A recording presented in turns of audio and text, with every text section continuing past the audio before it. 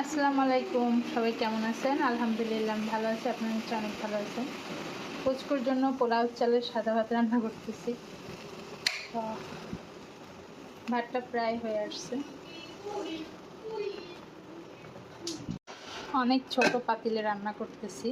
বাচ্চাদের জন্য ছোট ছোট হাঁড়ি পাতিলে রান্না করতে আমার ভীষণ ভালো লাগে। আর আমি এই যে সকালে খাওয়া দাওয়া করবো উস্তা ভাজি, মাগুর মাছ ভুনা, আর ফ্রিজে আছে পেঁপে আর ইলিশ মাছ দিয়ে রান্না করা, আর যেন নামটা ভুলে যাচ্ছি বারবার, নিহারি, গরুর পায়া দিয়ে নিহারি করা।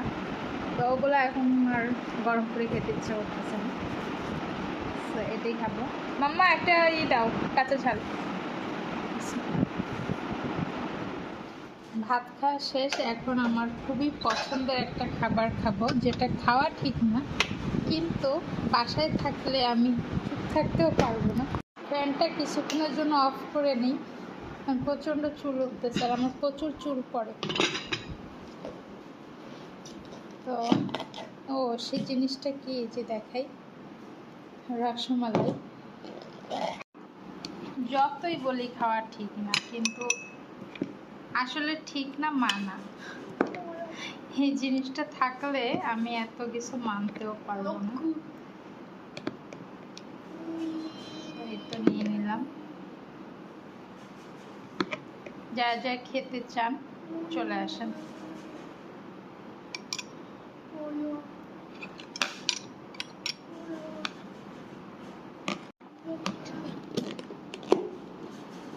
আজকে ঘরে রান্না ছাড়া অনেক কাজ আছে, শুধু রান্নাটাই নেই, কারণ ফ্রিজে অলরেডি 5 আইটেমের তরকারি আছে।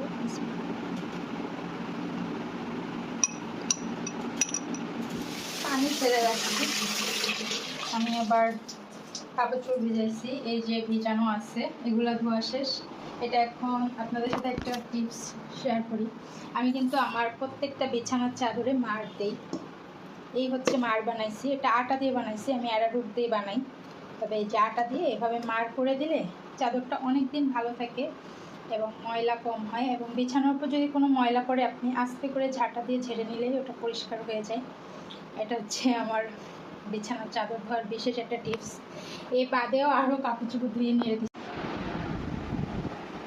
এই যে বাচ্চারা থাকলে কাপড় চোপড় মানে প্রতিদিনের রেগুলার রুটিন। এই একটা কম্বল, কম্বলগুলো পাতলা, বাকি তো এই যে ধুইছি। এখন চটপটি খাবো, শাহি চটপটি। আমাদের খুলনাতে এক জায়গায় বিক্রি করে, তো সেখান থেকে কিনে নিয়ে আসছে আপনাদের ভাইয়া। আর আমার মেয়েটা প্রচণ্ড নিরামিষ, মানে ও কোনো টাইপের খাবারই খেতে পছন্দ করে না। আমি একটু ট্রাই করে দেখতেছি কেমন হচ্ছে।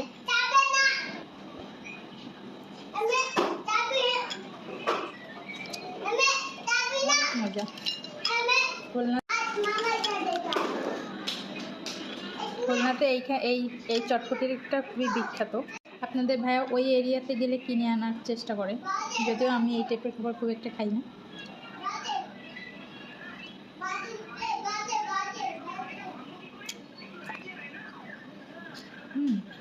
অনেক মজা হয়ে গেছে। তোমার বাবা কোথায় গেছে? আজকে আমি অনেক টায়ার্ড, অনেক কাপড় চোপড় কাচছি। কাপড় চোপড়টা প্রতিদিনই কাচতে হয়। এদিকে এসো, তোমার বাবা কোথায় গেছে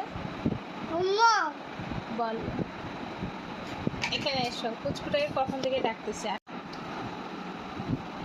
ওনার বাবা হচ্ছে গ্রামের বাড়িতে গেছে, বেড়াতে গেছে, কি বিয়ের দাওয়াত খেতে গেছে, তো ওনাকে নেয়নি, এই জন্য ওনার মনটা খুবই খারাপ। বাবা, তোমার মন খারাপ? বাবার কাছে যেতে চাও? যে কি করবে বলো? গ্রামে অফিসে যাব। গ্রামে তো কোনো অফিস থাকে না। অফিস থাকে, বাট ওখানে তো তোমার বাবার অফিস নেই।